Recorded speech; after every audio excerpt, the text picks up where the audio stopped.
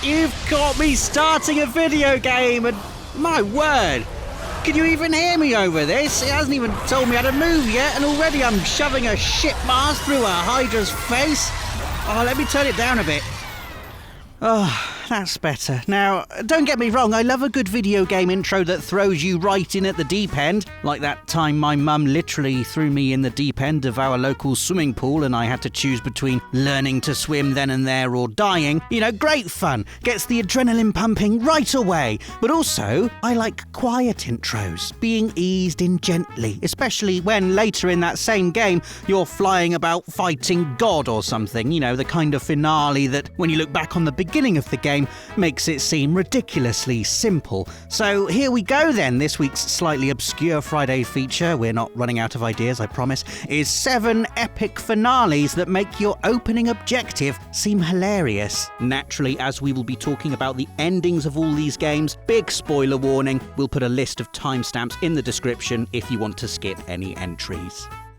First up this week, Final Fantasy IX, which I'm including by way of an apology to all those comments from last week's Friday feature who were furious about the lack of Final Fantasy. Sorry about that. And also because the first thing you do in the game is show your theatre ticket to an inspector. After fighting Baku, I know, but I'm ignoring that. It's before the title screen, and also you can't stop me twisting this game to fit my list feature agenda. Shut up. As JRPG first objectives go, controlling little Vivi, running around a bright medieval fantasy town and handing a theatre ticket over to an anthropomorphized something or other is about as quaint as it gets. And this is a genre that regularly has you running errands like, I don't know, delivering bread or collecting firewood from the forest outside town so you're not there when the bad guy inevitably turns up and burns it down to the ground. Probably because they're looking for you. Probably because you're the chosen one. Look, I'm getting carried away. Let's compare this. Oh, Vivi, have you got a fake ticket? To this.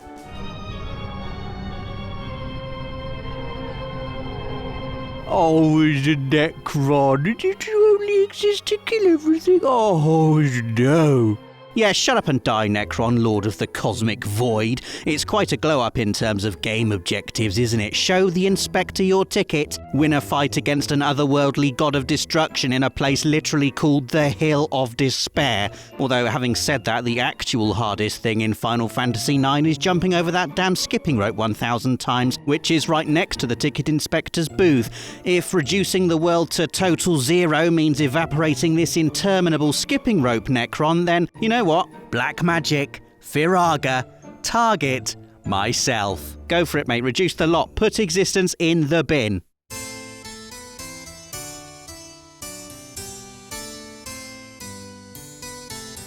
Another JRPG up next. They're really very good at this type of thing. And it's Kingdom Hearts 2, a game that doesn't so much start you off in the shallow end as sit you on the side of the prologue pool for 3 hours, dipping your toes into such quest objectives as talk to the candy shop owner and look at the cat. Contrast this with the end of the game, where you're fighting a dual lightsaber-wielding Xemnas and manically deflecting hundreds of his attacks all at once, having just fought a 300-foot dragon thing in space, and it's safe to say the beginning of Kingdom Hearts 2 is like the game laying you down for a full-on spa treatment, cucumbers over your eyes and everything. Twilight Town is nice, it's gentle, you spend your time doing simple chores and skateboarding and also doing this mini-game where you have to keep the ball in the air for as long as possible. I mean, it actually took me 5 hours when I first played Kingdom Hearts 2 to get out of the prologue because I spent endless amounts of time trying to best my score on this. I couldn't help it, seriously. It's like playing keepy-uppies with a balloon at a birthday party. Screw bouncy castles and face paints and musical statues and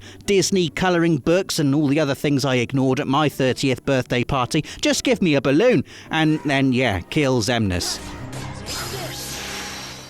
Next up, God of War. Now, I love the opening to this. It's quiet and understated, focusing on Kratos as a person. You know, we see his eyes, his face, his emotions. Contrast this with the opening of God of War 2, where you're fighting the Colossus of Rhodes, or as we saw in the intro, in God of War 1, where you do battle with a Hydra, or, 3, why not round out the trilogy, where you take on Poseidon. And it's safe to say that by God of War standards, chopping down a tree as an intro is as quiet and contemplative imaginative as it gets. This shift in tone immediately sets PS4 God of War apart from its predecessors. You know, this is a game about Kratos the human being more than it is about Kratos the practically immortal demigod. And I really enjoyed this scene. You're still amazed by his strength, look at him just hoisting that thing over his shoulder like it's nothing, but also eased gently into this beautiful new world. Fell a tree, row down a river with your son, fight an impossibly strong stranger and one of the most epic first bosses in gaming history. I've gone too far. Let's focus on the tree, and then compare it to the end where you're doing battle with Baldur under the gaze of a reanimated giant while Freya, former Queen of the Valkyries and mother of Baldur, watches on. This is epic in both scale, action and emotion. This isn't just a fight between Kratos and an evil god. You're battling with this guy that by now you absolutely hate, while his mother watches on, begging you to spare him. It's a stunning finale to an incredible game, one that starts as simply as you hacking down a big tree. Amazing stuff. Crash Bandicoot 2 is next, a game that starts very simply with Coco asking you to fetch a new battery for her laptop. Dad, my battery is fried. Make yourself useful, big brother, and bring an extra battery for me.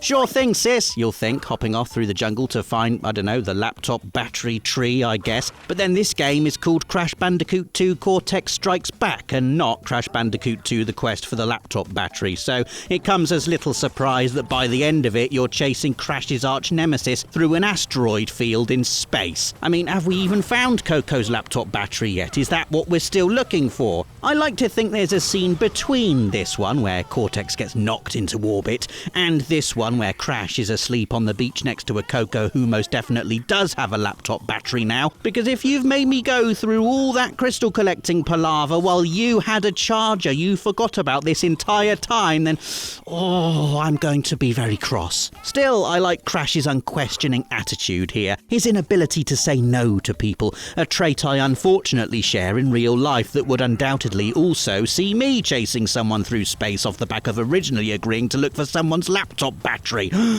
I mean, that is some escalation, isn't it?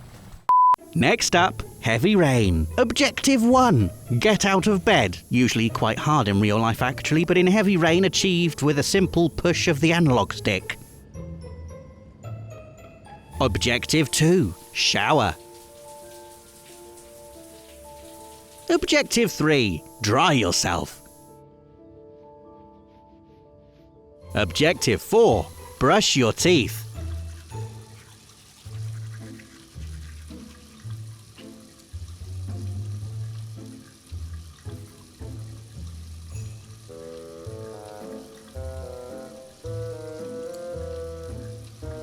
Objective 257. Shout for your lost son, who's been locked in a drain in a warehouse and is nearly dead, assuming that is you aren't dead by now, and at the same time fight a traumatized serial killer with an FBI agent on the warehouse roof while the police show up outside in the pouring rain. I mean, flippin' heck, how did we go from this to this? Where did Ethan's life go so wrong? Ah yes, that's where. Kingdom Come Deliverance is our next entry, a game that revels in the muddy brutality of life in 15th century Europe and casts you not as a hero, but as Henry, the son of a blacksmith, a nobody. You can't fight, you don't have that magical healing ability afforded to most modern video game protagonists, where if you stand still for long enough your broken bones just miraculously snap back together. You can't even pick locks, but what you can do, right at the start, is meet up with your mates in the local tavern and then throw manure at someone's house you don't like. Fire the trebuchet for king and country! Yeah, that's right, have some poo. Ah, how we laughed. You then get to explore this delightfully muddy village at your leisure, getting into optional fights you'll no doubt lose because you're rubbish, and generally just being an unremarkable no one. Cut to the end of the game, however, where Henry is taking part in this epic siege in full armour, going over the walls and being a hero, and then, triumphant, beginning his new life as the son of Lord Radzig. What a story, what a glow-up! The moral of this tale? Throw poo at whatever house you like. If your dad's rich, it doesn't matter. PlayStation Access does not condone throwing poo at people's houses. It's absolutely disgusting. Our final entry is the best contrast of the lot. It's another JRPG, this time Persona 5, a game that actually starts with you escaping an elaborate heist, but we'll ignore that like we did with Final Fantasy IX, because as far as I'm concerned, this is just part of the intro cinematic. Persona 5 just kindly lets you press some buttons during it. No, your real first objective in Persona 5 is to tidy your bedroom. Oh yes, the most stylish game ever made is not for the impatient. Good things come to those who wait, and who are disciplined, and who tidy their rooms and go to school and make coffee and stay out of trouble. Persona 5 is a slow burn, gradually revealing the dizzying depths of its story and mechanics, turning you from the new kid at school who's on a 1-year probation for allegedly breaking the law into the leader of the Phantom Thieves, a gang of super cool teenagers who infiltrate the mind palaces of abusive adults and steal their subconscious treasures. And your final mission? Kill God, basically. Yaldabaoth, never really figured out how to pronounce that correctly, is essentially the manifestation of all humankind's worst desires. Sin incarnate, essentially. This evil deity has been pulling strings the entire game. Seriously, I'll avoid spoilers as much as possible, but things you didn't even realise were important plot-wise are orchestrated by Yaldabaoth. And he takes some beating. What a climax, with the world at stake, with all of humanity praying for your victory. Your plucky band of well-dressed rebels has to take down God. The ultimate escalation in objectives, if you ask me, and one so typical of the genre. From tidy your room to destroy the physical manifestation of all human evil. And there you go, 7 epic finales that make your opening objectives seem hilariously easy. Let us know in the comments if you can think of any other examples. Give us a like if you enjoyed the video, and click that notification bell so you never miss another Friday feature. Thanks for watching, and see you again next week. PlayStation